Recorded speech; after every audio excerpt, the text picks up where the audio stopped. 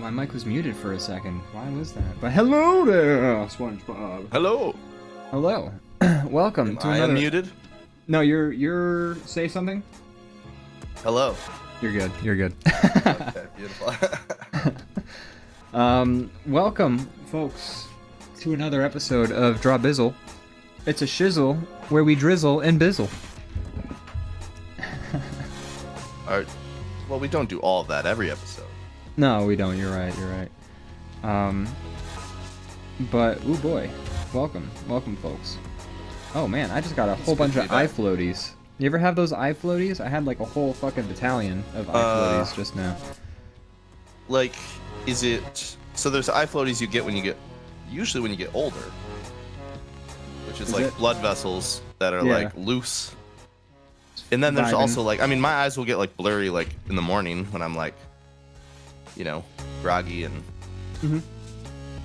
Nah, it was just like a strange, like a battalion of eye floaties just now. Oh man, maybe you got parasites. Maybe I got the Las Plagas.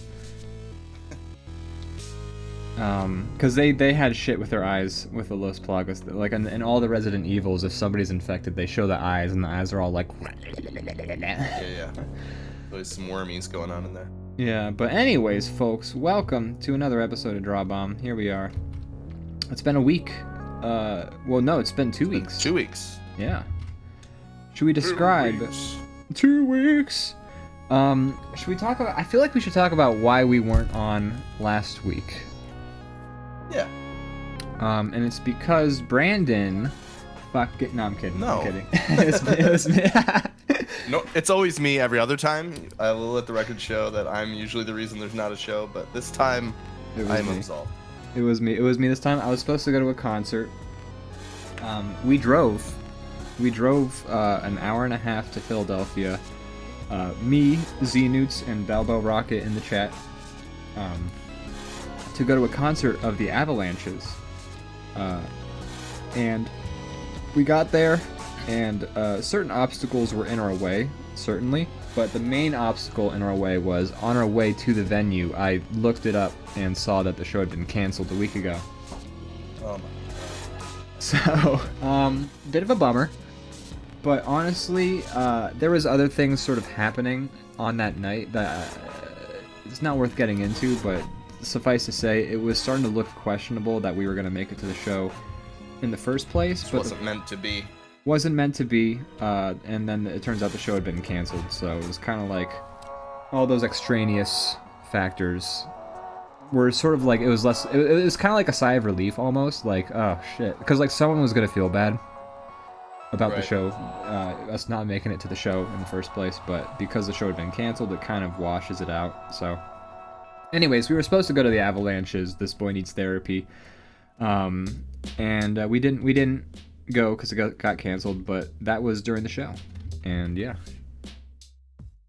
we have Extra Attack RPG in the chat saying, hello my Draw Boys. Hello Extra Attack, it's so good to see you.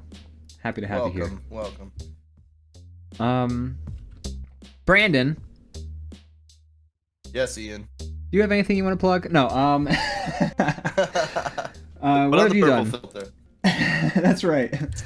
Do you have what have you done this past week? I just got back yesterday from we had my bachelor party this weekend, which, boy, it was a lot of fun, but I feel like I'm recovering still. Did you do anything crazy? Did you get left on a roof? Did anyone have to do some card counting to earn money for a pimp? We met Mike Tyson, and I got a tattoo on my face. Nice. Hell yeah. I can't believe that we're still referencing those movies. I mean, I feel like the first one's still a solid movie, honestly. Like, it wasn't, like, I remember... Did you see the Hangover movies in theaters? I saw the first one in theaters. Same. I think I saw the second one in theaters. I think I did too, actually. Yeah. I remember seeing the first one in theaters and with a friend, and we'd like at that point the movies had been out for like a month, so everyone was going like, "Dude, the fucking Hangover movies are so fucking funny."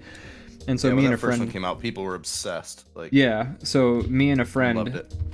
Went to go see it in theaters, and when we were leaving the theater, I remember my friend saying like, "That's what people are fucking freaking out about." Like, you know, when did the first one come out? I want to say it's like 2008, 2007. It was like I was still in high school. I was a big fan of the first one when it came out, so like I'm not gonna pretend like I was too cool for just think it was good, but like now I'm not sure I'd be as interested. But you know, it's a while ago. I just lost the whole. But yeah. Well, even if the original was solid, but the fact that there's all these sequels kind of makes me uninterested in the original sometimes. I don't know. That happens to me. That's fair, yeah. It's kind of like the fandom. The fandom does have a tendency to sort of taint any goodwill. Taint. But I mean, I like the first Hangover. I think it's a decent movie. I don't think it like deserved quite the cultural phenomenon it became. But I mean, right. Good for everyone involved who made their nut off of it. I mean, it's good for them. I'm not gonna be mad at anybody being successful for their project that they worked on. So I mean, like, they were fine movies. I mean, I guess the first one was a fine movie. I thought the second one was okay. I think I haven't seen the third, so I can't comment on the third, but I thought the first was solid. I thought the second one had better stakes, but was otherwise the same exact movie. I remember not liking the second one, and then I don't think I've seen the third either. Yeah, I mean the second one was like basically the same movie as the first one, but instead of Las Vegas, it's in Thailand. But I feel like the stakes were made more apparent. Like in the first one, it's kind of like you didn't think, like, you thought maybe the guy was missing, but you didn't have like a sense of urgency in the first movie until maybe he had been abducted by like the organized mob or something like that. But the second movie, right away, they have like a finger, and it's like, oh shit, they gotta find this guy, you know? That's my only thought about the second movie, aside from the fact that it's the exact same movie as the first movie, and they chose to have Mel Gibson as a character in it, which, I mean, that's an immediate detriment to any movie. Yeah. He plays a tattoo artist. Gotcha. That's another question though. Like, do the stakes need to be that high? It's about a bachelor party. Like, well, no, but it's these guys trying to find a person. So if right. You don't feel a sense of urgency for finding this person, then the movie does feel a little bit, I don't know. And maybe the stakes were genuine. No, not even that. It's just like, if these characters have to like immediately do this thing in a movie, I get a sense of like, I need stakes that get that sense of immediacy across. I don't know. Maybe I might need to watch the first one again, because maybe if I watch it again and like they get to the point where they're like, oh no, our friend is missing, maybe I'd immediately be like, they should find this guy. But from how I remember it, and it's been a while since I've seen the movie, they're like, oh, we're missing our friend, and I'm like, I don't know, man, maybe he's like off getting fucking breakfast in the hotel somewhere. Like, and you just don't have, like, he doesn't have his phone. I don't know. Because like with the missing finger, you at least get the sense like this person is in danger and they need to be saved. Boy, I have fucked up all of this perspective. I'm really struggling to make it look like anything. That's okay. You can use you're allowed to use the line tool in this. It's not. I know, I should have. Normally I don't. I'm overconfident. Normally I don't really have too many issues with perspective, but I do want to talk about your bachelor party again a little bit more, but speaking specifically about the art subject that we're talking about right now, I did that comic recently for that anthology book And I did not use any line, like straight line tools or rulers to make the lines in that, even though there's a lot of straight lines I had to do, because I wanted to sort of have that sort of hand-drawn quality to it. But what I did do was I drew everything with the ruler first, and then I just traced over top of it without a ruler. So that yeah. So it would still have, like, I would still have that reference point of what a straight line looks like, but it would still have, like, those human imperfections and things like that. And then I'd fucking go zoom the fuck in, like, on a pixel level, and then erase little miss pixels here and there. But, yeah, so. From what I haven't read the whole thing yet. Is it in a place where I can read it anywhere? As a VIP? Well, it's. I mean, I dropped it in one of our private chat rooms. Yeah, that's what I'm talking about. I want those exclusives. Yeah, because Austin wanted to read it, and I was like, "Here's the Kickstarter." He's like, "Nah, bitch, I want to fucking read it." So I was like, "All right." I'll have to take a look. Yeah, but I'm happy it's done. I still got one major project to do before I can say I'm officially free and clear of all those stresses that were sort of keeping me busy, but I've taken it slightly easier because I don't have as solid of a deadline for this one as the other one. That's nice. Yeah, I'm just happy to have the fucking anthology done, or the comic for the anthology done, because I'm excited. First of all, I should drop a link in the chat. This is a plug before the plugs. You know what? I'll fucking wait till the plugs. I want to finish this drawing first. Tell me about your bachelor party, Brandon. How many clown strippers? We could only get like 4, unfortunately. I was hoping to get like a whole car. The whole full. car. A car full of clowns. Yeah, it was great. We had it was just 6 of us. Well, there was one night where there was 8, but it was just 6 of us, and we got like an Airbnb, and we went to Detroit, and it was a lot of fun. We went to a hockey game, and we did Top Golf, which is really cool. I wish there was one near me. Nice. That sounds fun. It's like, have you ever heard of that or done that? I've heard it, but I can't, like, if you were to say, like, if I were to pretend like I knew what Top Golf was in a conversation with people, I would immediately be found out that I don't know what the fuck I'm talking about. So it's basically like a driving range, but it's got some like special things. There's like targets all over the I know what you're driving talking range, and the balls all have like a sensor in them, so it tells you where it lands and stuff like that, and you get points. And that shit sounds super fun. Just go out there. And then there's like, it's like a bowling alley, but for driving. Yeah, they have balls. that in the Yakuza games, because I'm sure it's different than in real life, but they have an example of that in the Yakuza games, at least.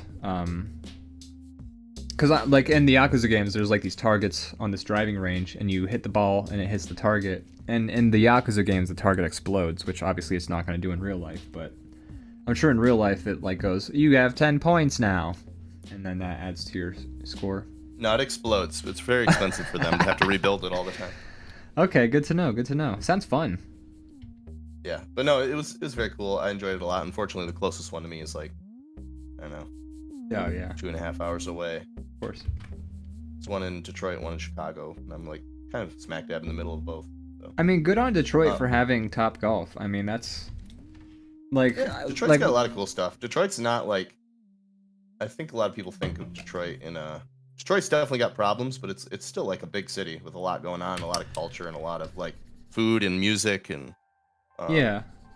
And it's definitely, and sports are big there, and it's coming back a lot over the past like decade. It's like, bouncing back in a way. So for historical reference, for any viewers who don't know the history of Detroit, Detroit used to be like the car manufacturing city in the United States, and then all of that just left it in like less than a decade, and so Detroit became just like a ghost city almost, and like was really host to a lot of literal shanty towns and stuff. Yeah, a lot of societal issues happening. Like Detroit was the locus of a lot of like societal issues. After that sort of like great exodus of manufacturing jobs. So it's nice to see that Detroit is sort of kind of making a comeback, because it's because people live there. You don't like to see a city go that way, because that affects the people who live in and around it. So it's nice a lot to of see people that. live there. It's like pretty pretty big population, you know. It's one of the most populous cities in America. I'm pretty sure it's in the top 10. I want to say. I don't know if that's true or not, but I know it's the most populous city in Michigan. I mean, Yeah. obviously it would be if it was the top 10 of America. I should check that. I should check that again. I was actually surprised by the list that I saw because I always think of cities having larger populations than I guess they do. Because Philadelphia was like number 6 at 1.3 million or something like that people in it.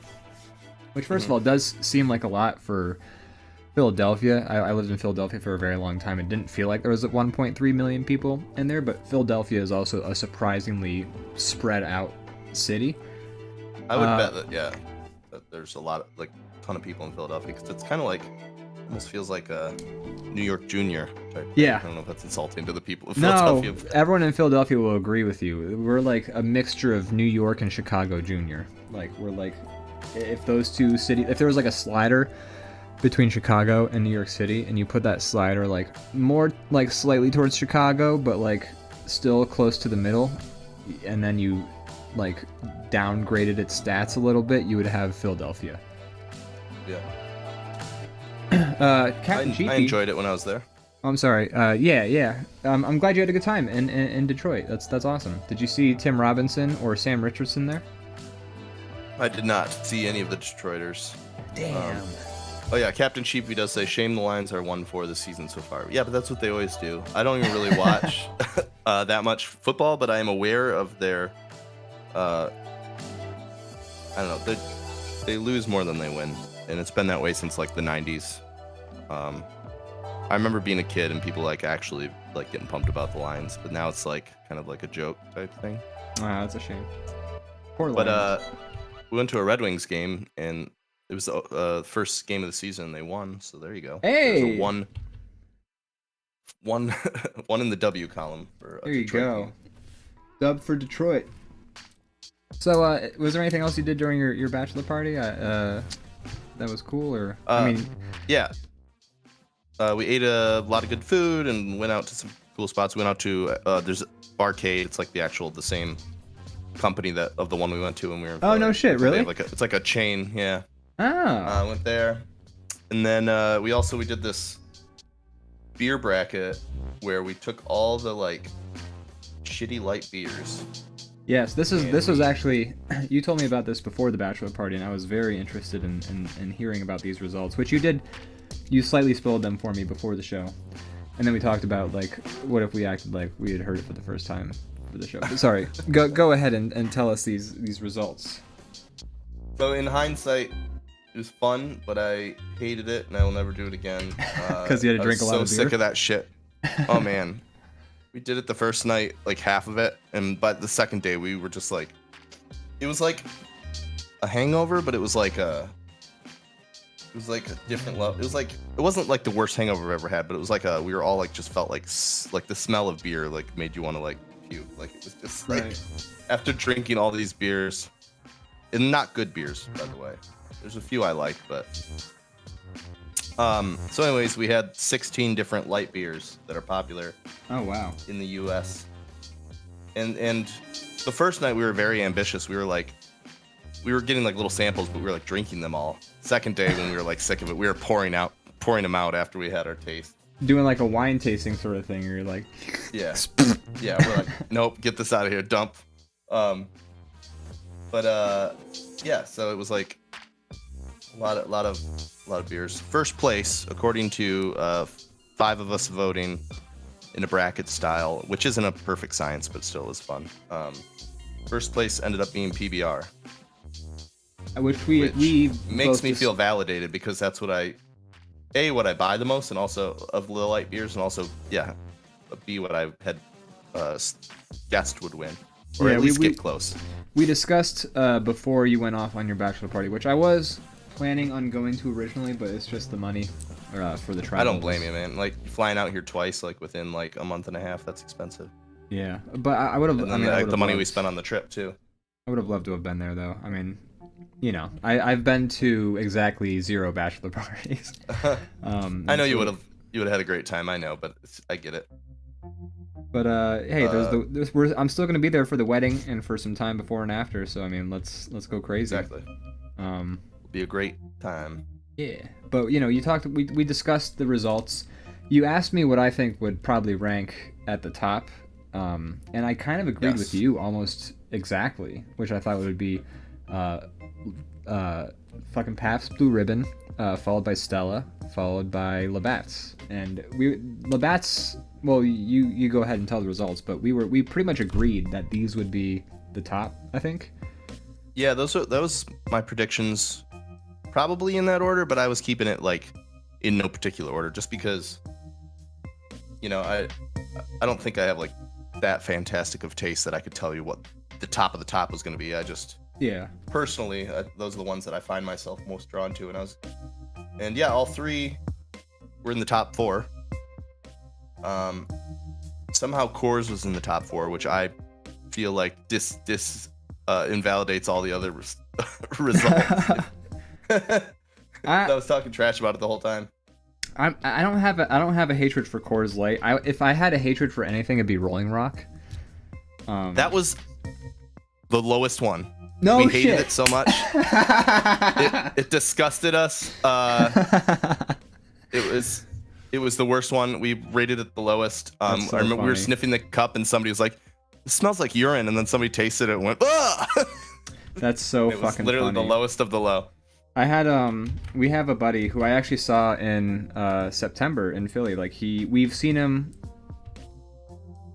It's a long story, but basically like he's a good friend of ours from college. We watched Beast Wars together in college, which I told you about that situation when we watched Beast Wars together. But we would always watch Beast Wars and drink Four Loko, but he would also bring over a case of Rolling Rock, and we would always say, Tom, Rolling Rock is the worst, man.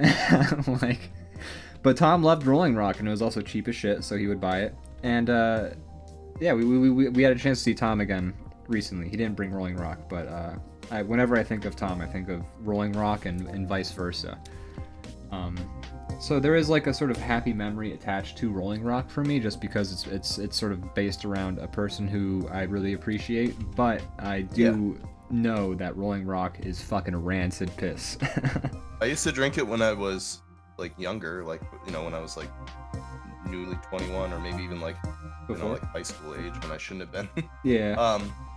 And if you would have asked me before this whole thing if it was the worst of the worst, I would have said definitely not. I wouldn't have guessed that. But it was, in our opinions. No, yeah, we're not. None of us are like, experts. None of us. It's all are, opinion. None of us are, I would say, are connoisseurs. Although you do have an app, which makes you more of a connoisseur than me. Is I think you have more. I haven't used that in a while, but I do have that app. You did have an app. I remember. I mean, I just remember the first time we met in person. You did have an app, and you were logging beers on it, and I was like, "That's cool. I wouldn't mind that for beers, like, so I can sort of track." What the app's good for, more for like seeing what other people think of things. If you're like looking at a menu of stuff you've never heard of before, and there's a lot of breweries actually now that they like have the app's called Untapped. They have that Untapped rating tied to their menu, so you can actually see the rating on the menu. I have seen that on. I've seen that a lot. I didn't know that was yellow bottle caps. Yeah, I didn't know that was that app. That's so cool. It is. That's fun. Also, I just real quick want to say Captain Sheepy says everyone wants to hang out, but nobody wants to hang over, which would have actually been an amazing tagline for one of those movies. Fitting. Yeah. But that's very fun, and that's some other details that people might find interesting. All of Anheuser-Busch's selections were gone in the first round. That counts like the most popular, most lucrative beers in the country, like Budweiser, Bud Light, Busch. When you say gone in the first round, you mean like no, it was Busch like a was round not robin? gone in the first round. Well, it's like it's a bracket, so it starts with 16, then it goes down to 8, and then it goes down to 4, and then it goes down You guys to went really scientific with it. Like, you weren't just like you gave each a rating. You actually like compared. No, we just went. And arguably, you could say that the pairings could skew the results, but whatever. It was just for fun. Did you guys have an amuse-bouche between beers? We had like some. We looked up that like saltine crackers are like a sort of palate cleanser, of some sort. Okay. So we had That's some. Like, all I need. then but I guess I was wrong. Busch did make it to the second round. But most of the most popular beers, I would say, were gone round one. Interesting. Now, other surprises. We were all expecting. It was blind tasting, so we didn't know what we were tasting. We were all kept waiting for Heineken to show up because we all just knew in our heads this is the skunkiest option. We'll know it when we taste it. Turns out it's not. Interesting. A lot of the south of the border beers are skunkier, like Corona or Modelo. Yeah, I don't like Corona. The only time I've ever enjoyed a Corona was when somebody poured maraschino cherry juice and put a lime in it. Yeah, I was gonna say most people I don't think know the flavor of a lot of those beers without lime because that's just like how you drink them. Yeah, it helps. Me included. I always drink them with lime if I have them. Yeah, which is a good choice. I mean, obviously because they were so skunky. Some other fun details. My brother is. We're all from like the sticks, so we all have like. He's like a huge fan of Busch Light. He's like up to bat for it. He was like a huge supporter. It's like his favorite light beer. He drinks a good amount of it. I'm sure he's up to their stock numbers by himself. And he, in one face-off, he voted Coors over that. And when he found out what he did, he like was so upset. Oh my gosh, that's so funny. That's why you do it blind, is because you don't want to let fanboyism taint your process. So that was one other thing. And the other one funny thing is the first night we had this one beer and we're like, what the hell is that? It's like fruity. It's so limey. I can't imagine any of these beers are like that. That's amazing. Like what? I would have never known if I unless we had them all side by side. Right. And the next day we're all in the kitchen and my buddy opens the fridge and he had brought a case of like Michelob Ultra Lime and there was one missing from it. And we're like, no Brad, way. did you take the lime beer in place of the Michelob Ultra? And turned out he had, so we had to redo that round. Oh my gosh, he tainted the results. But it made a lot of sense. That makes a lot of sense, yeah. And because you were specifically going for the light beers, like the very cheap. Yeah, just like the basic, like yeah. Their default offerings. The shit you buy when you want to bring alcohol to a party, but you don't want to like break the bank. Yeah. So first place was PBR. Stella was second. Third and fourth was Coors and Labatt. Mm-hmm. Which honestly is not too far off from what we predicted, which is great. There's other things exactly. I mean, those were the top three that I predicted with minus Coors. Yeah, but that's that I feel like that shows that we drink, like, we're not drinking stuff purely off of name recognition. We are drinking it because we're like, this actually does taste. We have fine taste. Yeah, I wouldn't go that far, but yeah, you know. The one other thing I will say is, like, it's not a perfect science. There were certain things like, in him pouring it from the can to the pitcher to the cup, some carbonation was lost, and with a lot of those light beers, carbonation is like true needed. You know, it's like the thing that makes it drinkable as opposed to disgusting. Right. So that was the thing, and also there were slight temperature differences, and like the ones that are like ice cold when it comes to those beers are way better. Yeah. And so, you know, that could also skew the data. But regardless, this is what we came up with. Now, I have a question for you, because I know that other countries tend to drink their beers room temperature. Yeah. But I think that's because they're the beers that they drink at room temperature are better beers than like a Budweiser or a Coors. Like if I were to drink a decent beer at room temperature, because like you get the beer cold because you're trying to like freeze off mask the flavor. Exactly. So room temperature is where you can taste things the most. Yes, and like a good beer, I don't mind tasting it. Like I don't mind. Like that's so why they're not drinking, you know, Michelob Ultra at room temperature over there. I do. Fucking no one in Australia drinks Foster's, I'm pretty sure. Whoop. Zone Dog just subscribed saying, I am a golden god. That's 16 months. You are golden. Stay golden. Yeah. I mean, at 16 months, we can't diss you, because that's like, you just gave us, hold on, that's 30 times 10. 5 times 10 is 50, obviously, plus 30 for the 5 times 6. Divide 130 in half because of what Twitch takes. That's about a little bit less than $70. 65 bucks, I would say, is what he's officially. That's so much. I mean, he actually has given us $130, but Amazon took $65 of that. So, give me God in my face. I don't know what that means. I don't think we're able to. Yeah, I don't. It goes against TOS. Exactly. Yeah, we can't do that. Do you mind if I draw Yakuza tattoos on your big purple guy? Because I feel like he is the most deserving of cool ass Yakuza tattoos. Brandon. Yes. Anytime I say your name and I pause a long time, I want to ask, do you have anything you want to plug? But it's really just me being unnecessarily dramatic. But have you experienced any of the popular culture? I've experienced some popular culture, I feel like. Oh, yeah? Let's see. I'm going to clip these for YouTube. It's been 2 weeks. I'm trying to think what I've watched in that time. We did watch Hellraiser. We can talk. I feel like we should talk about Hellraiser. That was one of them. That was one of them that I was trying to think of. We could start with that because we both watched it. Yeah, I feel like we should talk about the things we've watched together and then branch out from there. Yeah. What'd you think? So, you know what? I texted my friend Pat, who, speaking of saunas, once told me about Russian saunas, which sound fucking crazy. But I texted Pat because I remember when he... Wait, you can't just say that and not tell me about Russian saunas. Well, basically, he said that they go to a rave, they do a bunch of drugs, and then they go to a Russian sauna, which is basically meant for you to sweat all that stuff out.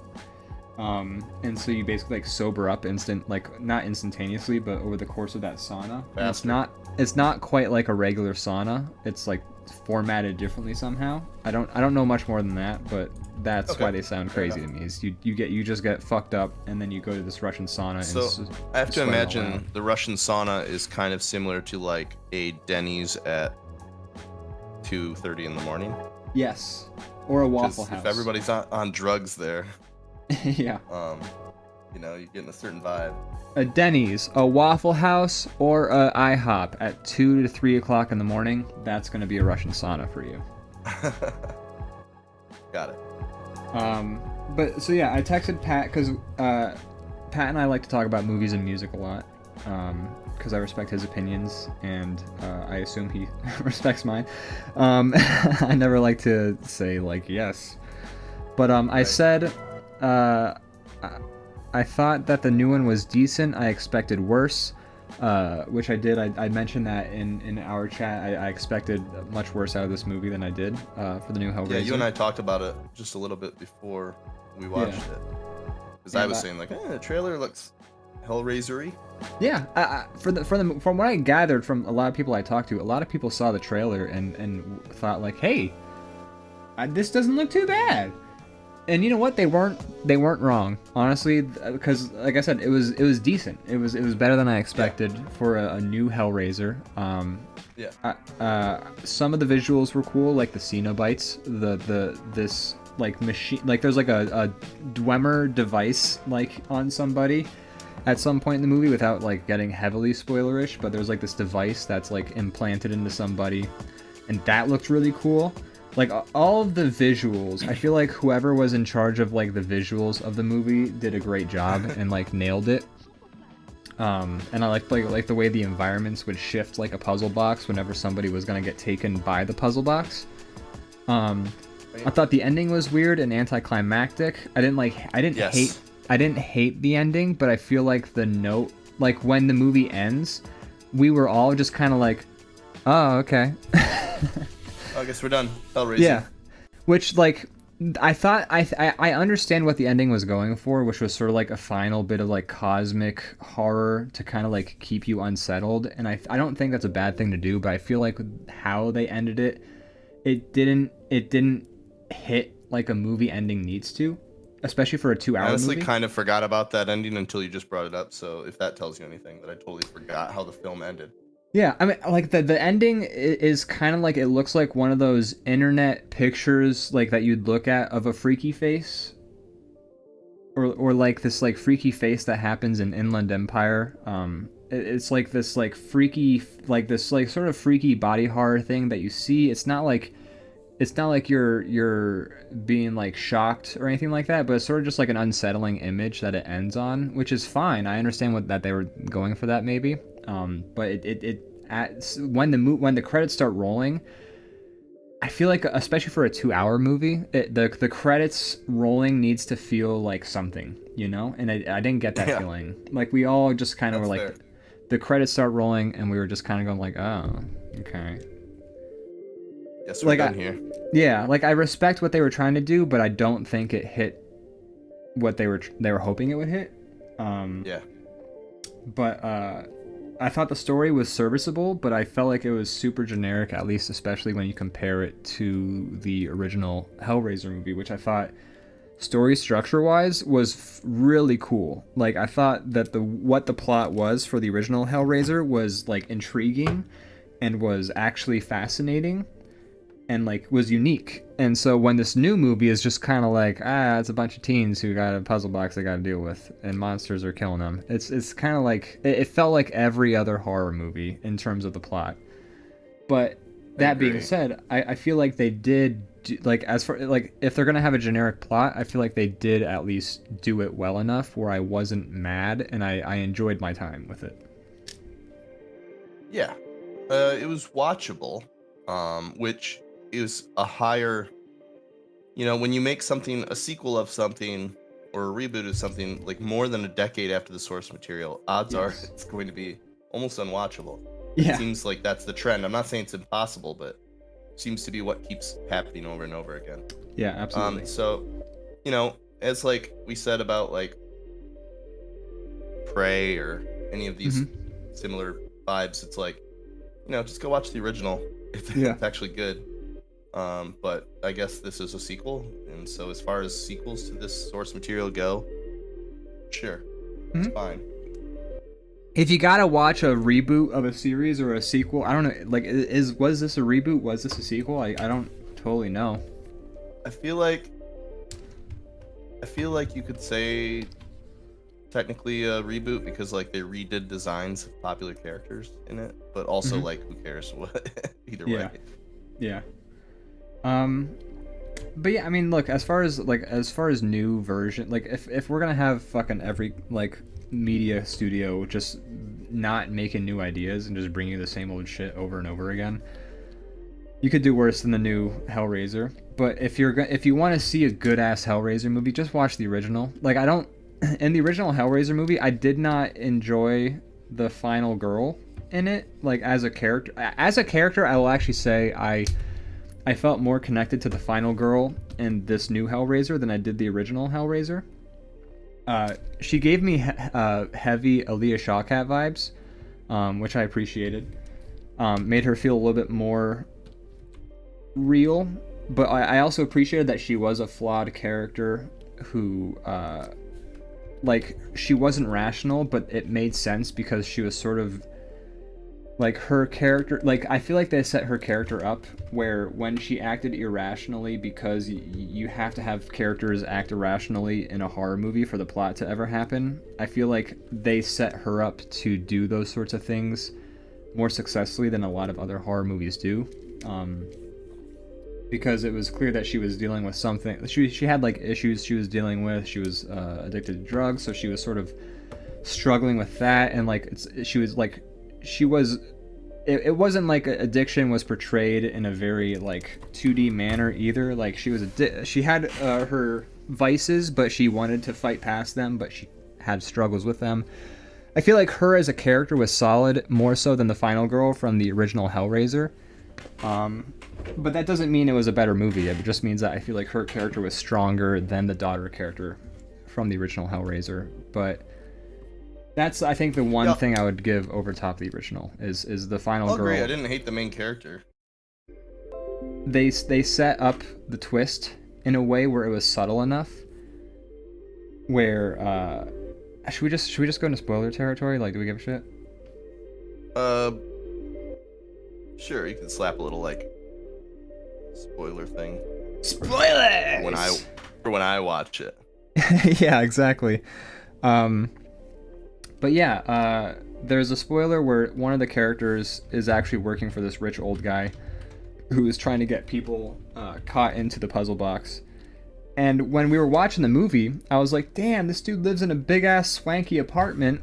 That's crazy. And we didn't really, like, attach it to any sort of twist.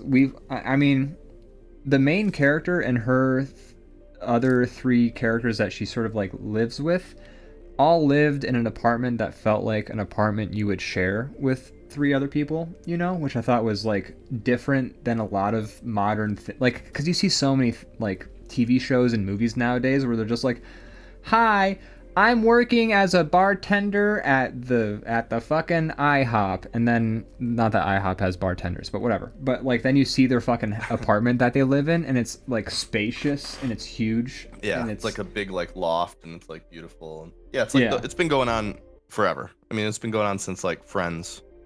Yes, it's Friends, especially. Yeah, like, definitely Friends. I mean, in like when Tina Fey was talking about 30 Rock, she said, like, makes no sense that Tina Fey lives in an apartment as big as she has in that show. Like, that would cost millions and millions of dollars. So I feel like they set up the main character's apartment to be sort of realistic in size, especially if you're going to be sharing it with, like, roommates. And then she has this boyfriend who has this big warehouse apartment. And then, spoiler alert, turns out he's working for the rich guy. And I was like, oh, okay. You actually, you meant to do that, which, yeah.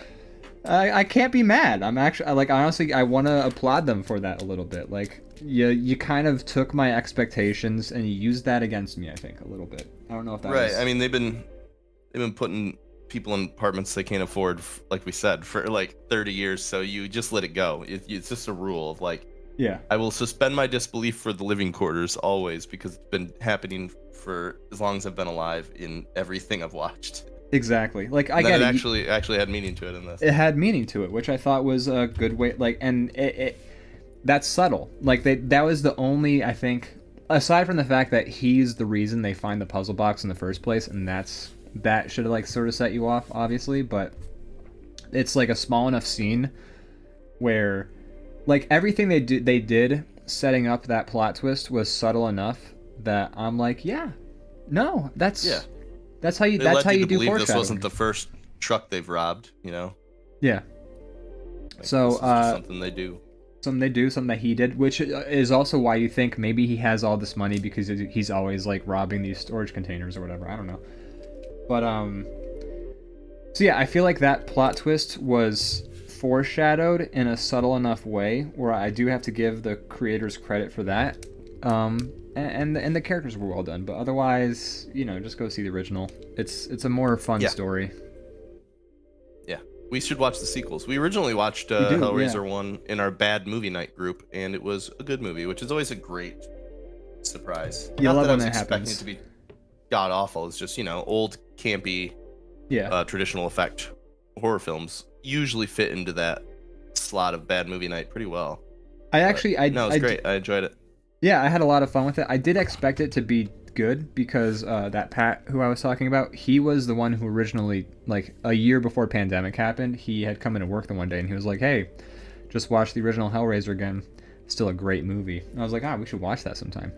And so that's kind of why I wanted to. And also why I talked to him about the newest Hellraiser, which he pretty much agreed with what I said. He said, yeah, that's exactly what I thought.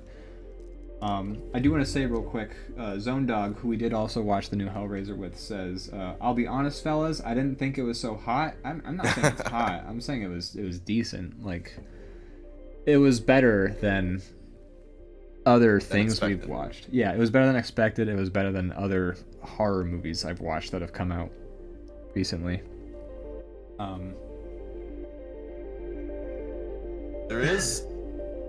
Yeah, you should read the rest of it. Oh, he said, "Oh fuck, you said Dwemer," which is a reference to Morrowind. Yeah, spoiler alerts again. The rich guy, he has summoned the Hellraisers, and then he's got like a fucking Dwemer cog device like shoved in his chest that like tortures him for infinity. And that looks pulls great. On his strings. Yeah, yeah. Somehow it's like got all his like nerves rigged up to it, and they're like being like spooled through, and he's like, "Oh fuck, ow!" Which is great. It's such a cool concept, and it looks great visually. So I feel like they nailed that. Whoever was doing the art design on that movie, I think they nailed it, because the Cenobites all looked great. The Dwemer cog device looked great. The environments looked really good. I feel like whoever did it's kind of like the Scorn of movies. It's like the art and the atmosphere was really solid, but the story itself was kind of like Getting ahead of ourselves on the pop culture. You're right. We'll get there. We'll get there. Hold on. Yeah. So I guess that's a pretty good review on that movie. Yeah. I just want to what else? I saw. Oh yeah, go ahead. I just want to real quick read the chat. Lotus Clock was talking about how I mentioned a bartender at IHOP, which again, you're never gonna get a bartender at IHOP. I don't know why I said that, but whatever.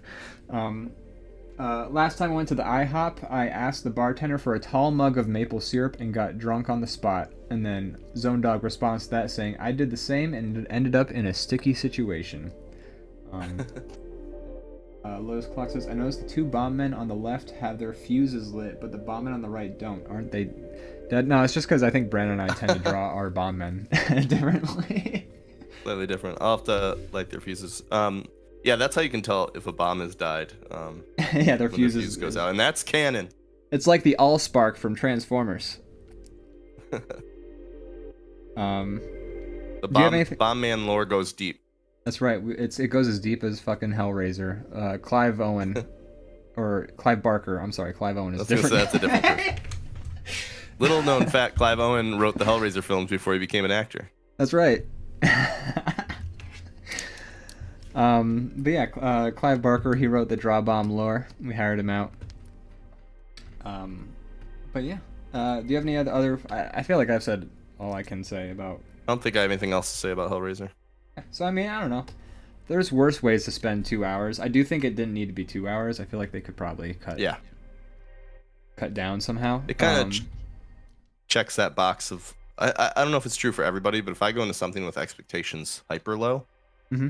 It gets a much better review in the end, probably more than it deserves. And I'm not necessarily saying that we're doing that, but I'm just. No, I agree. It tends to something that if I went in thinking it was going to be great, and then it came out, it would get a bad review versus something I think is going to be terrible. Yeah. And then is watchable, gets a pretty good review. I try and before I go see a movie, I try and do like an amuse-bouche for my expectations. I try and think of cleanser. Yeah, I try and do a palate cleanser of expectations. Like I think about all the movies I've watched where the expectations have fallen short. I think of a lot of movies where like the expectations have been exceeded. And I try to just sort of like, because you're never gonna watch a movie and have an objective opinion on it. People are like always looking for objective reviews, and that's just not possible. That's an impossibility. Someone's review of something is always going to be their opinion.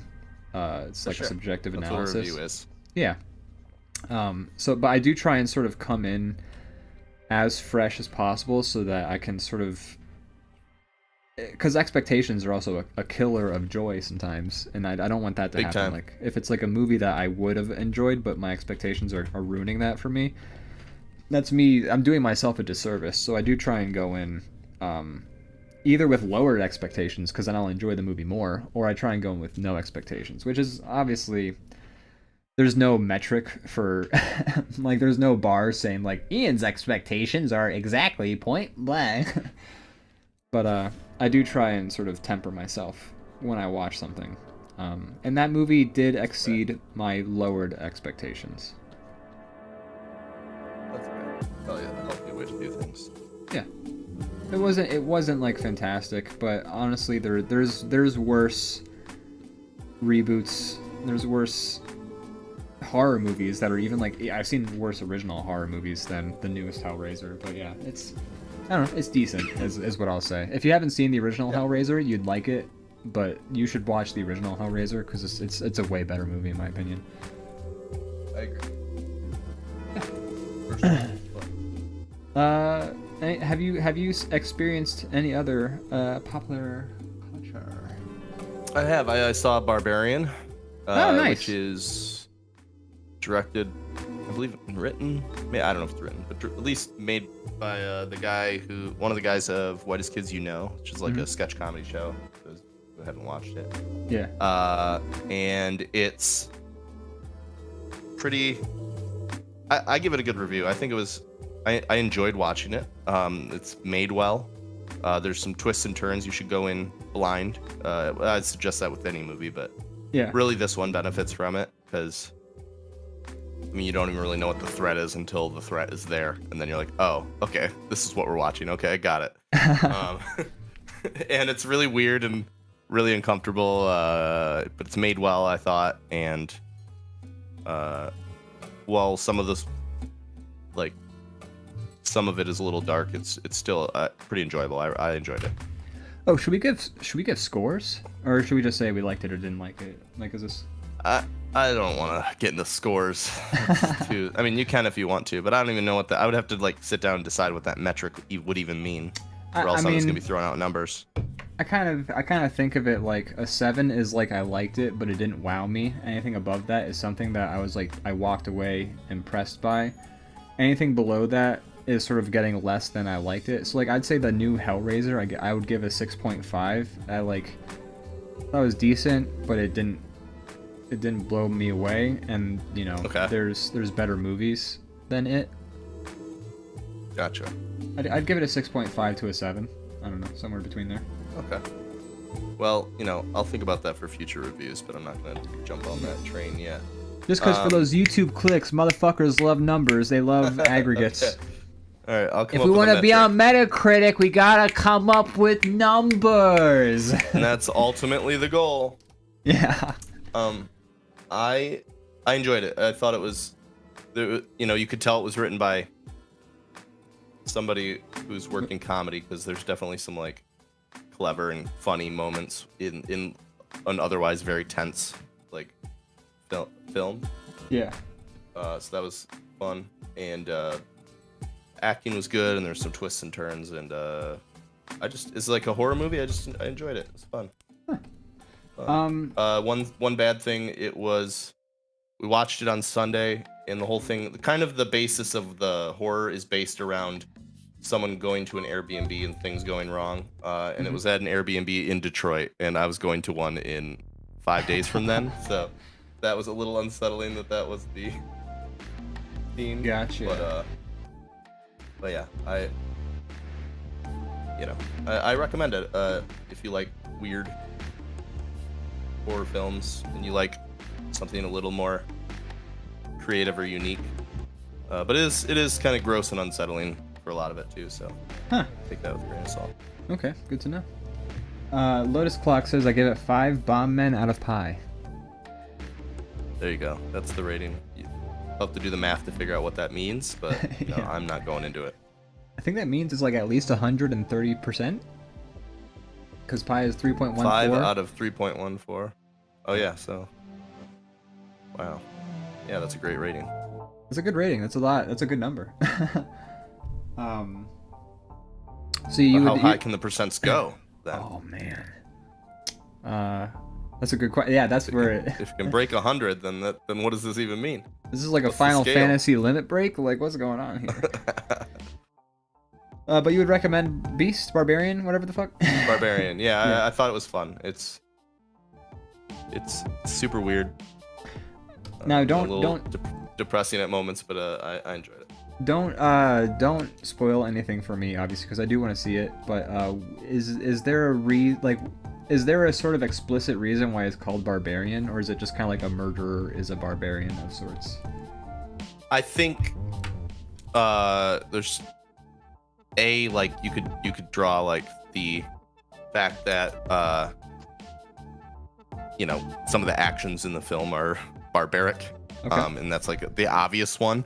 But I was reading this, I'm trying to remember what it is. Let me look it up real quick. Okay. but there's like a fun kind of secret reasoning for it too. Is that the street they're on is like Leif Erikson Street. I'm trying. It's something like you would call that a person that lives on the street a barbarian. Like the street is like barb. Like you see it at one point in the Barbary Street. Oh, okay. So the street it's on. Someone who lives on you the could street say is like a barbarian. You could say that, yeah. So I think that's kind of like the little like tongue-in-cheek meaning, but I mean you could also like it's definitely like clear some of the way people are acting in the film. Some of them very barbaric. Okay. Cool. All right. Are you good with this drawing? Yeah, I'm good with this one. Okay. Wow. Let me I feel like that went by with the same amount of time. I guess we didn't start the stream until a little bit later, but I feel like that drawing went by a lot faster than it normally does. It did, I think. I personally tried to make it go by a little faster. Like drew 2 characters and then got to work on the background. I feel like I usually spend a little more time like adding details and stuff. Huh. Just one last thing about the before we go on a break, I do want to read Lotus Clock. They do have something to say about number reviewing systems, which I think is quite interesting. They say, I remember seeing a reviewer who scaled his appreciation for movies from 10 to -10. 10 meant the movie was really good. It meant that the movie 0 meant that the movie was bad, and -10 meant that the movie was bad but still very enjoyable to watch. Which I think is that's a reasonable take. I think it's gonna fuck people up on Metacritic, but I do understand where they're coming from. Where it's like a movie that's so bad it's fun again, you know? Right. Yeah, that's fair. That's fair because that definitely is a real thing, at least for most people. Maybe not everyone. Well, that's why we do Bad Movie Night, is because we're looking for those -10s. Right, but there are people out there that is no interest to them. Yeah, that's true. The movies that are that terrible. So it depends on who you are and what you like. Yeah, some people do not get enjoyment out of a bad art, and that's fine, and you know there's nothing wrong with that. But sometimes you watch something that's like, you know, the Room is the most obvious, I think, situation. Is just like the most famous. Yeah, something that's so bad, it's just like, damn, this is fun. It becomes fascinating, like, how did this even happen? Yeah, how did this get made? Exactly. Yeah. All right. I like the way you did the fuse on these bombs. Actually, that is nice. Thanks. That's kind of how I've been doing it for a little while. A lot of times. Sometimes I'll draw the little black lines like sticking out like a sun, but like, yeah, I like that style as well. Yeah, I'm not as big of a fan of my little lens flash with lines effect than what you have there. That's more of a... Yours more resembles a real fuse, but I guess you're right. Yeah. But either way, it's fun. You kind of see like a little dichotomy of how we each sort of interpret this character, which is kind of the fun of it. I like that we have this character that we can sort of customize and make our own in different ways. All right, cool. We have this first picture drawn. Should we go on break for a hot second? Let's take a quick break. I could use the restroom. Alrighty, Rooney, folks. We'll be right back. Make sure you stick around for more Draw Bomb. Hey, folks. We are back at it once again with the white sneakers. Damn, DrawBomb. Remember that forced meme? Did that meme feel forced to you? Did it feel like somebody I think maybe the first one, like, it was just like time and place, it just popped off, got popular or something, but then the fact that it just kept going, yeah, it felt forced. Yes. I mean, I can't be mad at it. Like, it's a guy complimenting somebody else's shoes. Like, I'm furious about it. Yeah. I lie awake some nights. It's a nicer meme than like, what are those? You know, which is like the same meme but the opposite end of the spectrum. Or like, damn Daniel, is you compliment somebody's shoes, and then what are those? Is you make fun of somebody's shoes? Yeah. It's all good vibes, you know, man. It's all good vibes in the damn Daniel universe. It's all good vibes in the damn Daniel, which you wouldn't think with a name like the damn Daniel mean, but yeah. Positive. yeah. Anyways, shit. What else do you got to review? Let's fucking get these review scores up on Metacritic. Yeah, dude. yeah. Okay, so I've been watching trying to watch a lot of like Halloween stuff. I always enjoy it this time of year, or like scary movies or just things that kind of fit the theme, I guess. Yeah. So I saw about a year ago there was a movie came out called X. I don't know if you heard of that. I have, and that's like the sequel to like a slasher. No, Pearl is going to be the sequel to X, I think. Oh, I thought Pearl was the prequel. It is, but okay, I see what you're saying. But Pearl isn't out. Yeah, yet, right? it's confusing. There should be. We're saying the same thing. We're saying the same thing. Yeah, I feel like there should be a name for like a retroactive sequel, right? Predecessor, maybe. I guess. Yeah, I mean, I guess you kind of just have to say like it's a sequel that came out first, or I guess you could say that Pearl is the prequel to X. Yeah, I don't know what the right way to say. I'm sure there's a way to say it, but I don't know what that is. Anyways, X came first. They're making Pearl now, and so I saw they're making a prequel to it, and I was like, okay, so people must have liked this if it's getting another one greenlit so fast. Well, I heard they made Pearl and X at the same time, which is the interesting thing. That makes a lot more sense. Yeah, which is ambitious. I wasn't that big of a fan in the end. It was fine. I saw what they were trying to do. It feels like they're definitely going for the vibes of like basically like Texas Chainsaw Massacre type thing. They're on like a farm. There's like a weird family. Okay. That's kind of like after them, taking them out a little bit.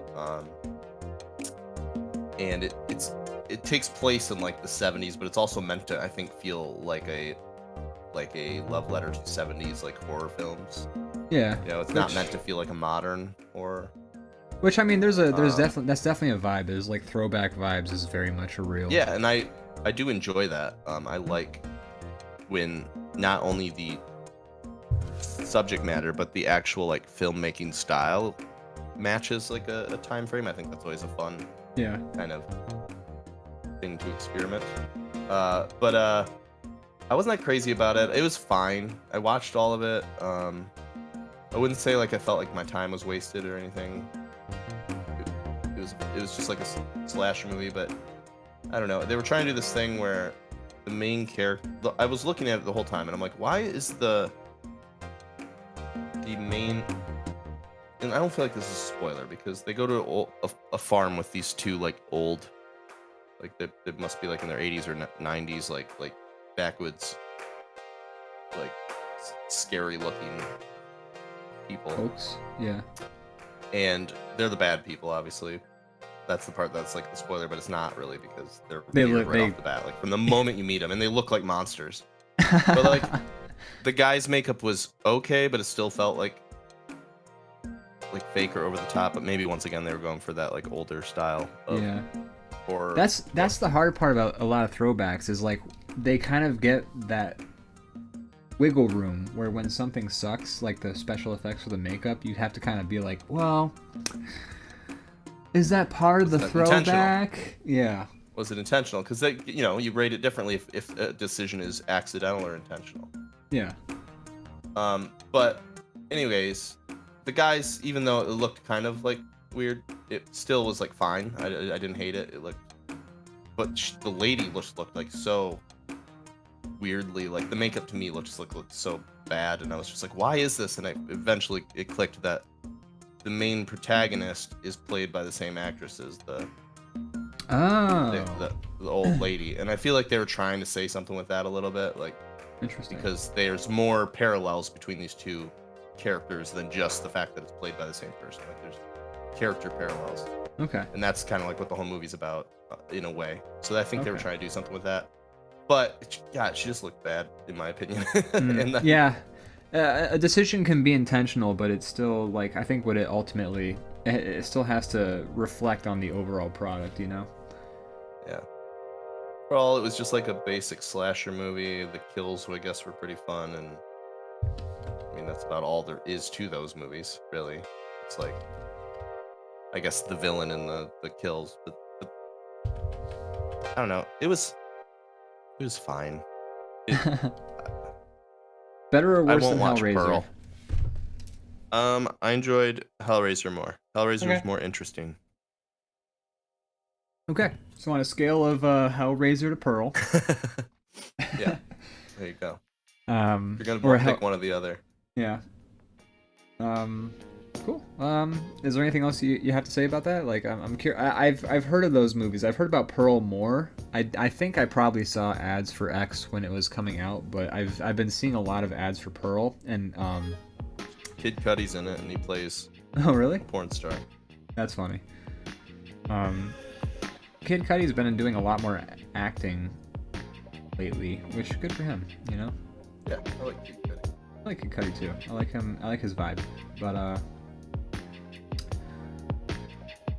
yeah, I just seen a lot of ads for that's all I got Pearl. to say. Okay, cool.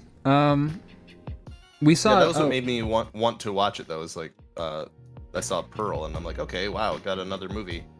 That's usually a good sign. You say you saw Pearl, or you saw the ads for Pearl? No, A24. Sometimes I like some of the things that come out of that studio. I know they're not the ones making the movies, but Yeah. they tend to pick interesting stories. But at least most, not that this was uninteresting, but I like.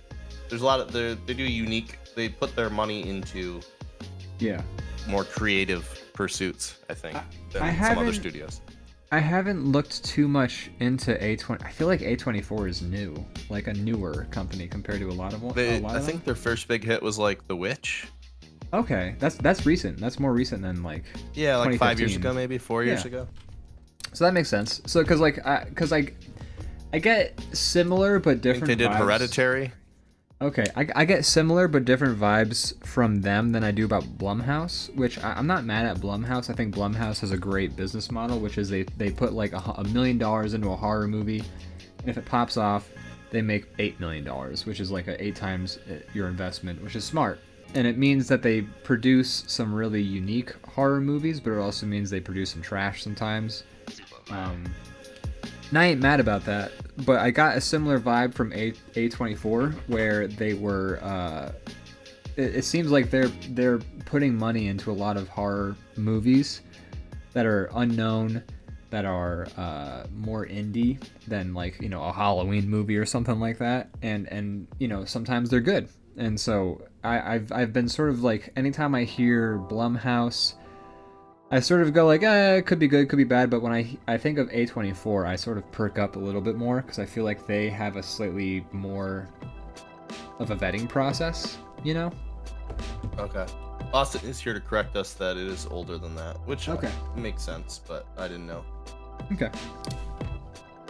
I feel like I've just recently, like this year, started hearing about A24. Not that I Midsommar, they did Okay.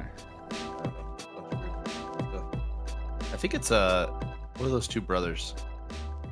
One of them was in the League. I think it's their studio. Oh, the Duplass? Is that right? Is it the Duplass brothers? Because I know that Mark Duplass was in Creep and Creep 2, and he produced both of those movies. I might be just totally wrong. It's very possible.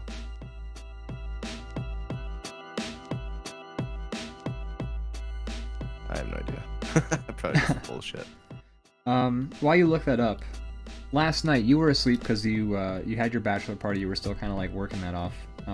Yes, I took a nap today too, so that's where I'm at.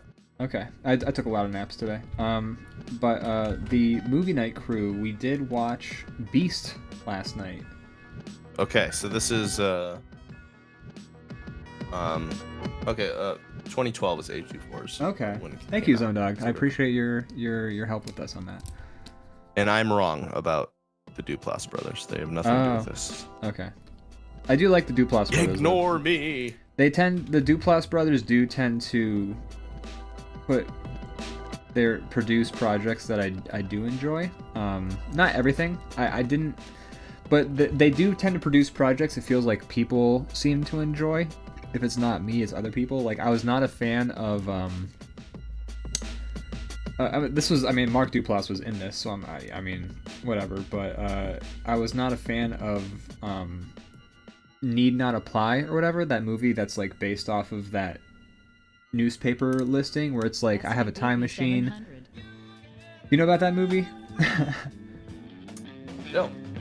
Okay, there's like a meme that was going around the internet for a while where it's like a picture from like a newspaper classified ad, and it says like, hey, I have a time machine, I need somebody to come with me on my tests. Yep, I know about that movie, I remember now. And I remember the internet post all came back. Yeah, so I watched that movie, and like, I get what the movie was doing, but it didn't sell it. To me, I wasn't sold on it, but I get what they were doing, so I wasn't like mad at the movie, but I didn't think it was a good movie. But I hear a lot of people whose opinions I respect say like, yeah, I thought Need Not Apply was great, and I was like, okay. But like, they did this documentary on this comedy troupe that has every single person in the comedy troupe has Asperger's, and they the movie and the comedy troupe are called Asperger's Are Us, and I thought that documentary was great and really sweet and amazing. And so in general, they seem to be happy to like produce projects that are a little bit less mainstream, a little bit more on the edges, something like that. So I do. If I hear that the Duplass brothers are involved, I do also tend to kind of like perk up a little bit, but I know I'm not gonna like everything that they make. Right. But yeah, last night the movie night crew, we watched Beast, which I don't know if you've heard much about that movie. I only heard about it last night when Austin was pitching it to me, so I'd get out of bed, and it almost worked. Okay. But I was tired, and yeah, okay. But you can describe it. You were the one who watched it. Yeah, since this isn't a conversation you can participate in too much, I won't go crazy in depth. But I want to hear about it though. Yeah. It's a movie. I'd seen like a trailer for it, and then Austin had told me about Zone Dog in the chat. Had mentioned it, and I was like, oh, okay. And so it was kind of on my radar. But it's basically Idris Elba versus a lion. That's what the trailers made it seem like. And the movie is very much Idris Elba versus a lion. But the movie itself, it was a lot more procedural than I had expected, because it's like they're in the African savannah, and then they're attacked by, like, there's a little bit of setup for the lion, like why the lion is the way it is, and then it's Idris Elba and his two daughters and Charlotte Copley, and they're in the savannah, and they get attacked by the lion, and then it's pretty much like a moment to moment sort of story where it's like them just sort of dealing with this lion situation. That's the whole movie. Yeah, I don't know how I feel about it entirely. I wasn't whelmed by it, you know. Yeah. I wasn't underwhelmed, but I don't know. I feel like I don't know. There's so many modern movies that I see nowadays where I'm just kind of like, that wasn't terrible, but like, I'm not gonna come away emotionally affected, you know? Right. And I'm not sure if that's specifically because I'm a jaded ass adult and I just don't emotionally connect with movies as hard. But I do feel like I enjoyed Hellraiser so much that it was like refreshing, like the original Hellraiser, not the new one obviously, but the original Hellraiser, which we watched like 2 to 4 months ago, I want to say. But I watched this movie and like I wasn't mad at it. The CGI for the lion was really impressive. Like, we watched Prey together and they have a CGI bear in that movie, and that CGI bear looked like ass. Not to shit on like the company that worked on the effects. I'm sure you guys got paid way less than the amount of work you guys put into on making that CGI bear for Prey. But the CGI bear for the lion and this, or for multiple lions, like there's a scene where they're flexing, and they didn't have a large budget either, so I feel like a lot of their budget went into these CGI lions. But there's a scene early on in the movie. What was that? I would hope so for a movie about a lion. Yeah. If you don't actually have a lion in it. Right, exactly. And there's like a scene early on in the movie where I think these were CGI lions because I don't think they would put an actor in this sort of situation. But Charlton Copley's character like walks up to like a pride of lions, and two of the lions come out and start playing with him, like fully sized lions. And I'm like, they would not let two real ass lions fucking play around with Charlton Copley like this. So these must be CGI. And they looked very convincing. Like, if these were CGI lions, they looked fucking good. Like, nice. Like good ass lions. So if I can praise the movie for anything, it's CGI on the lions, which were used sparingly. Like the lions. So just to kind of give like a rundown of the story, this lion is with his pride, and then a bunch of poachers come up and just fucking gun most of them down. This one lion escapes. And then this is the lion. This lion obviously has a vendetta against humans, and that's why it starts attacking Idris Elba and Charlton Copley. There's a scene where a bunch of poachers do approach Idris Elba and his daughters and Charlton Copley after the lion has started attacking them, and then the lion starts fucking them up. And I was hoping so much for this to be like the scene I wanted, where you just see like this lion fuck up some poachers. Like I wanted it really bad. Yeah. Because I hate poachers and I want to see them get their shit wrecked. Right, little revenge porn. A little bit of revenge porn. I kind of wanted it. I know it's a little bit fucked up as an adult to be like, I want to see these motherfuckers get devoured by a lion. Nah, it's a movie. You know, they intentionally make you feel certain ways about certain characters. You know.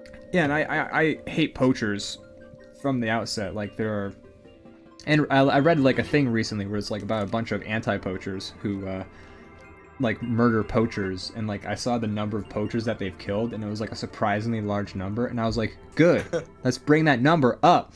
But you know, in this movie there's a scene where the poachers get attacked by this lion that is deranged, I want to say.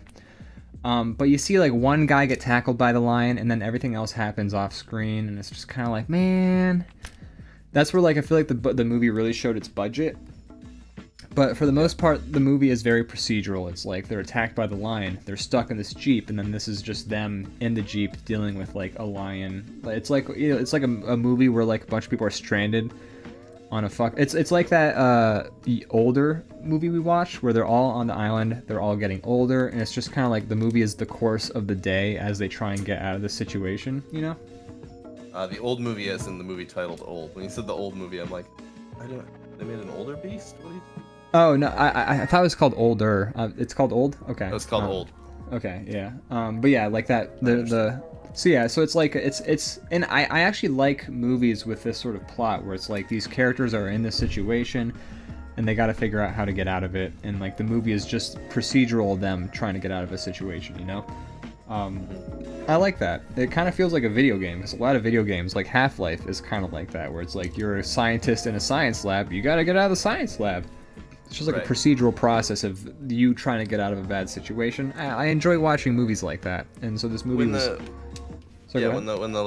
when the mission is very like simple, and sometimes less is more, and it's good to just be like, all right, you know, very basic concept. We're in a thing, we need to get out of it. How do we do that? Exactly. It's you know, a story doesn't need to be like complicated. It just has to be emotional and like has to hit me on that sort of emotional level. And I feel like this movie was procedural, but it didn't hit me on that emotional level. So yeah, I don't know. It was like I wasn't mad at it. I was mad at the daughters a lot of the time, because the daughters were so fucking trying to get Idris and themselves killed so fucking much in that movie. Like there's a scene, I'm not gonna spoil a whole lot, but there's a scene where Idris Elba is like, he's like left the Jeep. The Jeep is like their safe place. He's left the Jeep, he's going to explore something, and he's like, I'll be back in 10 minutes, daughters. And they're like, okay, Dad. And he gets out of the Jeep, he walks for like a minute and a half, and then all of a sudden they're on the fucking radio going like, Dad, Dad, Dad, are you okay, Dad, Dad? And it's like not even been it's not even been 2 minutes, and like the lion's like right there, of course. So he's like, oh, turn the radio off because the lion's right there, but the girls are talking on the radio. And I guess nobody ever in a movie knows that you can just turn the fucking volume down on a radio. You can there's a volume knob on fucking radio. You can turn a radio off. Like he starts he starts doing that thing from Moonfall where like they smash the control thing against like the wall and don't break it in Moonfall because Moonfall was terrible, but he like stomps on his radio to like turn it off, and it's like, dude, there's a volume knob on the radio. You just destroyed your radio. You just destroyed your radio. Get rid of the radio from the story. Exactly. Yeah. Because he ends up finding another one like half hour later or some shit like that. But anyways, like the girls are on the radio going like, that it hasn't been 2 minutes, and they're already like almost getting him killed. And then there's scenes where like the girl like will leave the truck to go like do something, even though Idris Elba has been like, don't leave the car, don't leave the car. And then he'll leave the car. It's like, it's annoying. Yeah. But I don't know. It's a procedural movie, but it was fine. I don't know. It was fine. Yeah. Like I'm not gonna remember it like or feel anything for it. That's I think where it really comes down to is like there's a lot of movies that like once I'm done watching them, I feel like I've got like an emotion attached to them, you know, and I just haven't felt that for the new Hellraiser or for Beast. Yeah. I always put those in the category of like, so it didn't feel like I wasted my time watching it, but I can almost guarantee I'll never watch it, never lay eyes on it again, you know? Yeah. I won't think about it. Yeah, it was a movie. It was a movie, and my relationship with it is now over. Yeah. And that's the most I can say. Like it's fine. I don't know. Maybe somebody will enjoy it more than me. But yeah, it's I don't know, 6 out of 10. Yeah. Okay, so fairly close to Hellraiser. Fairly close to Hellraiser. Like Hellraiser was better, I think. Had more cool visuals going on. I mean, the CGI of the lions, again, if they were CGI, was phenomenal because they looked real, which is what you want. You just want like the only reason I was like wondering about the CGI when like the lions were playing with Charlton Copley is because I was like, there's no way they let real lions play with Charlton Copley. Like they're not gonna fucking do that. But if I hadn't thought of it that way, I would have just accepted that Charlton Copley played with fucking lions in that movie. They were that good looking. They must have used the models from Lion King. Exactly. Actually, Austin made that same joke, but I said I think these look better than Lion King. I think the lions in this movie look better than in the new Lion King. But yeah, I don't know. It was fine. That's kind of what I expected. Yeah. You know. But yeah. That's any of those like monster movies where like it's an animal, it's kind of like, I don't know. It makes for a weird thing in my mind because you in order for these stories to work where there's just like a solo animal as the antagonist, it's like you almost have to like somehow inscribe like human personality traits for it to even make sense. Like that's something I guess that Jaws, you could say like it's just like a big fish that's just eating everything in this water and it's there whether people are there or not, but the mayor sucks so people keep going back in.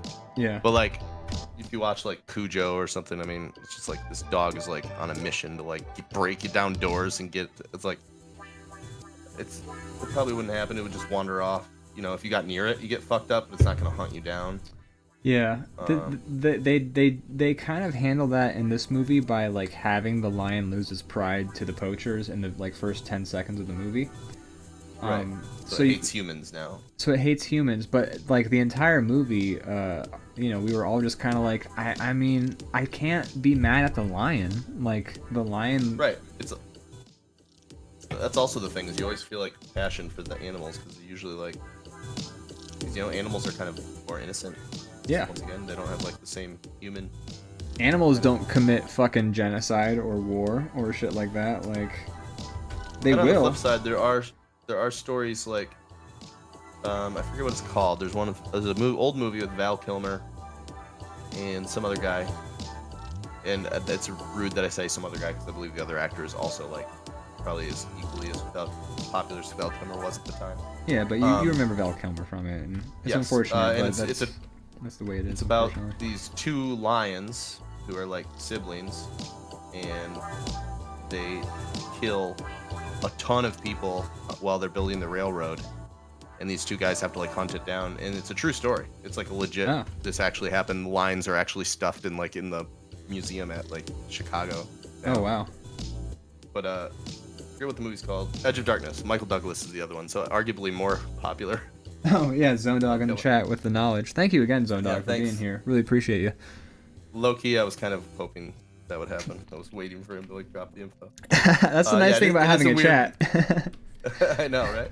They do the research for you. It is a weird movie. You know, it's been so I haven't seen it since I was a kid, honestly, so I can't even comment on the quality of the film. It's just based on true story. So, you know, me saying like, it's unbelievable when an animal just hunts people and right. That's the plot. But that kind of happened there. Yeah. Like they legit like learned this is a good system for food, and they were just doing it nonstop until they got like taken out. Yeah. Which I mean, that's just the lions like being like, "Hey, found food." Yeah. Yeah. That railroad was their version of Walgreens. That's a true story, I guess. But, I don't know. Weird. How would you rate that movie? I'm kidding. You don't gotta. I can't. Like, I haven't seen it since I was a kid. I don't remember any details about it. I think honestly, the only reason it sticks out in my head is because when I saw the lions at the museum, I was like, whoa, that's weird to actually see the legit lions that murdered a bunch of people from that movie that I saw. That's the only reason it sticks out in my head. That would shock you. Yeah, it's weird. That Chicago Field Museum is like if you don't like taxidermy, don't go there. They have like 1,000 animals in that place. It's pretty interesting. I gotta take you to the Mutter Museum that you didn't even know sometime. existed. I gotta take you to the Mutter Museum in Philadelphia sometime. I think you'd have a blast. I'm down. Next time I'm out there, we'll go. Bunch of fetuses and stuff and jars. Oh God, yeah, you told me about that. Yeah. It's a real museum. It's actually like it's one of the biggest museums in Philly.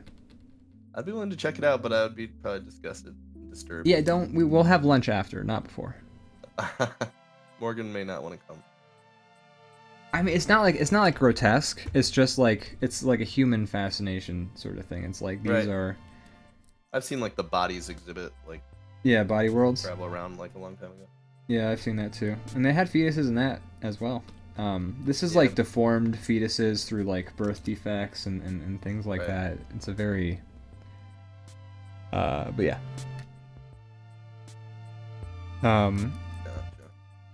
You know, I started to watch the new Hocus Pocus. Okay. I fell asleep. To do that. Let me know. Okay, I was gonna say, let me know your thoughts. But I didn't fall asleep. I don't have any interest. Mm-hmm. How do you feel about the original? So like. Yeah. I mean, I watched it a lot as a kid. I mean, I saw it in theaters, so like it was kind of like made for me. I was the target audience, all that. Yeah. I mean, I could watch it now and give it a different review, sure, but like as a kid, it was one of the ones that we watched often enough. We owned it. I think it still holds up. The first one. Okay. Yeah. Cool. We watched it last year. Yeah. So I didn't really know. But I have no interest to watch the sequel. I guess nostalgia would be the only thing. Yeah, I mean, it was curiosity for me. I mean, I didn't fall asleep because of the movie. I had not slept a lot the night before, so like it was just I got cozy and then I fucking fell asleep. Also, I had gotten the COVID booster that day, and it turns out that night I got crazy fucking side effects from that COVID booster. I want that boosty. I got that boosty, but you know what I will say about the new movie is from what I've seen, I saw up to like the scene. There's like a scene where they take the witches to Walgreens, and that's about as far as I saw. It definitely felt like how the original movie was kind of like. This movie felt like, I mean, again, and this is based off of me having seen. I saw they take the witches to Walgreens, and then I woke up. The witches were done with. They were just getting dealt with, in like the last like literally 5 minutes of the movie. But I got the sense you only that, fell asleep for like a couple of minutes, right? Because they die at Walgreens. They die at Walgreens. You're right. I would say I missed an hour of an hour and a half long movie. But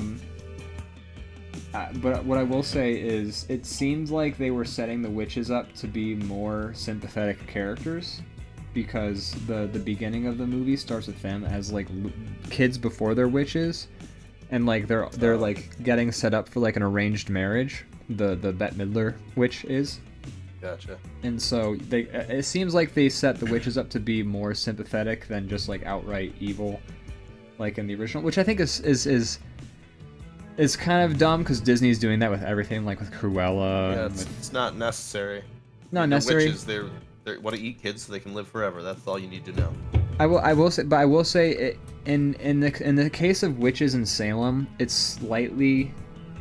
It's not like my preferred thing, but like I kind of get it, because like there weren't witches in Salem. Everyone who was burned for being a witch in Salem was just somebody who got blamed for like petty reasons. Sure. So I kind of get it. I guess I forgot that was part of it. Yeah, it's so like setting them up to be sympathetic isn't like the worst thing in the world, because it's not like you're like setting up like some Nazi commander to be like a sympathetic character. It's like, no, it's like witches who were historically, they were actually just people who got fucked over by society. But like, you don't need to make every bad guy sympathetic. I don't know. Sam Richardson's in it, which I like seeing Sam Richardson in things.